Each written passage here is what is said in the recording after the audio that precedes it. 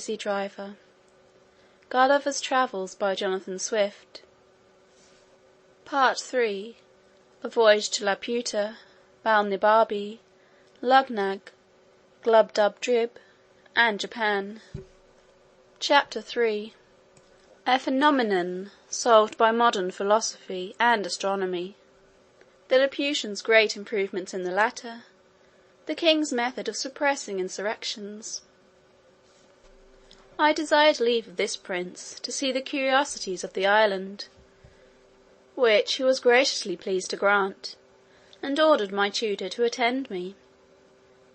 I chiefly wanted to know to what cause in art or in nature it owed its several motions, whereof I will now give a philosophical account to the reader.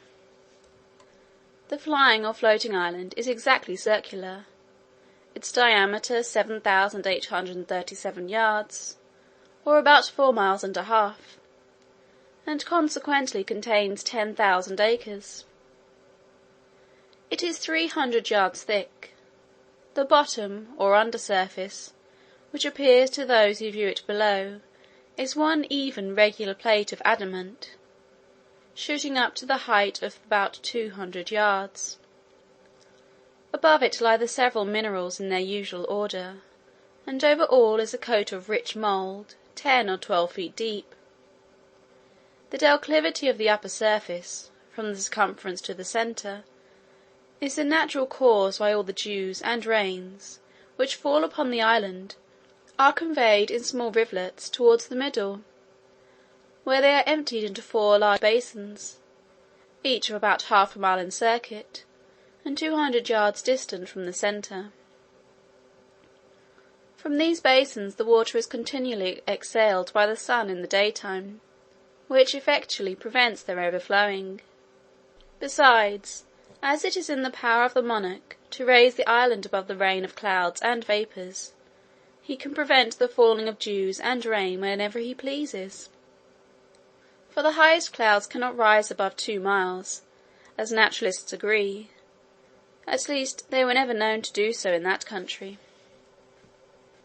At the centre of the island there is a chasm about 50 yards in diameter, whence the astronomers descend into a large dome, which is thereof called Flandona Gagnal, or the astronomers' cave, situated at the depth of 100 yards beneath the upper surface of the adamant. In this cave are 20 lamps continually burning, which, from the reflection of the adamant, cast a strong light into every part. The place is stored with great variety of sextants, quadrants, telescopes, astrolabes, and other astronomical instruments. But the greatest curiosity, upon which the fate of the island depends, is a lodestone of a prodigious size, in shape resembling a weaver's shuttle. It is in length 6 yards, and in the thickest part at least 3 yards over. This magnet is sustained by a very strong axle of adamant, passing through its middle, upon which it plays, and is poised so exactly that the weakest hand can turn it. It is hooped round with a hollow cylinder of adamant, 4 feet yards in diameter, placed horizontally, and supported by 8 adamantine feet, each 6 yards high.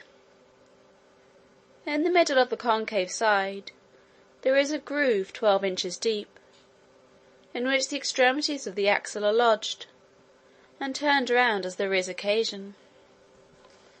The stone cannot be removed from its place by any force, because the hoop and its feet are one continued piece with that body of adamant, which constitutes the bottom of the island.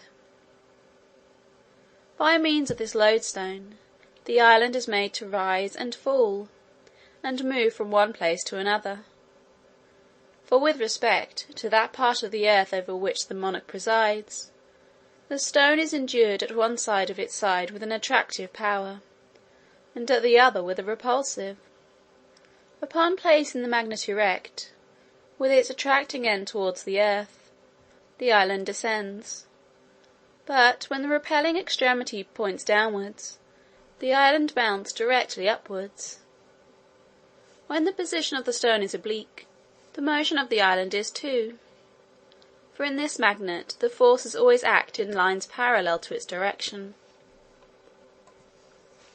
By this oblique motion the island is conveyed to different parts of the monarch's dominions. To explain the manner of its progress, let AB represent a line drawn across the dominions of Balnibarbi. Let the line CD represent the lodestone, of which D be the repelling end, and C the attracting end. The island being over capital C, let the stone be placed in position CD, with its repelling end downwards. Then the island will be driven upwards obliquely towards capital D. When it has arrived at capital D, let the stone be turned upon its axle, till the attracting end points towards E, and then the island will be carried obliquely towards E, where, if the stone being again turned upon its axle till it stands in the position EF, with its repelling point downwards, the island will rise obliquely towards F, where, by directing the attracting end towards G, the island may be carried to G, and from G to H, by turning the stone, so as to make its repelling extremity to point directly downwards. And thus, by changing the situation of the stone, as often as there is occasion, the island is made to rise and fall by turns in an oblique direction, and by those alternate risings and fallings, the obliquity being not considerable, is conveyed from one part of the dominions to the other. But it must be observed that this island cannot move beyond the extent of the dominions below, nor can it rise above the height of 4 miles, for which the astronomers, who have written large systems concerning the stone, assign the following reason: that the magnetic virtue does not extend beyond the distance of 4 miles, and that the mineral, which acts upon the stone in the bowels of the earth, and in the sea about 6 leagues distant from the shore, is not diffused through the whole globe, but terminated with the limits of the king's dominions. And it was easy, from the great advantage of such a superior situation, for a prince to bring under his obedience whatever country lay within the attraction of that magnet. When the stone is put parallel to the plane of the horizon, the island stands still, for in that case the extremities of it, being at equal distance from the earth, act with equal force, the one in drawing downwards, the other in pushing upwards, and consequently no motion can ensue. This lodestone is under the care of certain astronomers, who, from time to time, give it such positions as the monarch directs. They spend the greatest part of their lives in observing the celestial bodies, which they do by the assistance of glasses, far excelling ours in goodness. For, although their largest telescopes do not exceed 3 feet, they magnify much more than those of 100 with us, and show the stars with greater clearness. This advantage has enabled them to extend their discoveries much further than our astronomers in Europe, for they have made a catalogue of 10,000 fixed stars, whereas the largest of ours do not contain above 1/3 part of that number. They have likewise discovered 2 lesser stars, or satellites, which revolve about Mars, whereof the innermost is distant from the centre of the primary planet exactly 3 of his diameters, and the outermost 5. The former revolves in the space of 10 hours, and the latter in 21½ so that the squares of the periodical times are very near in the same proportion with the cubes of their distance from the centre of Mars, which evidently shows them to be governed by the same law of gravitation that influences the other heavenly bodies. They have observed 93 different comets, and settle their periods with great exactness. If this be true, and they affirm it with great confidence, it is much to be wished that their observations were made public, whereby the theory of comets, which at present is very lame and defective, might be brought to the same perfection with other arts of astronomy. The king would be the most absolute prince in the universe, if he could but prevail on a ministry to join with him. But these, having their estates below on the continent, and considering that the office of a favourite has a very uncertain tenure, would never consent to the enslaving of their country. If any town should engage in rebellion or mutiny, fall into violent factions, or refuse to pay the usual tribute, the king has two methods of reducing them to obedience. The first and mildest course is, by keeping the island hovering over such a town and the lands about it, whereby he can deprive them of the benefit of the sun and the rain, and consequently afflict the inhabitants with dearth and disease. And if the crime deserve it, they are at the same time pelted from above with great stones, against which they have no defence but by creeping into cellars or caves, while the roofs of their houses are beaten to pieces.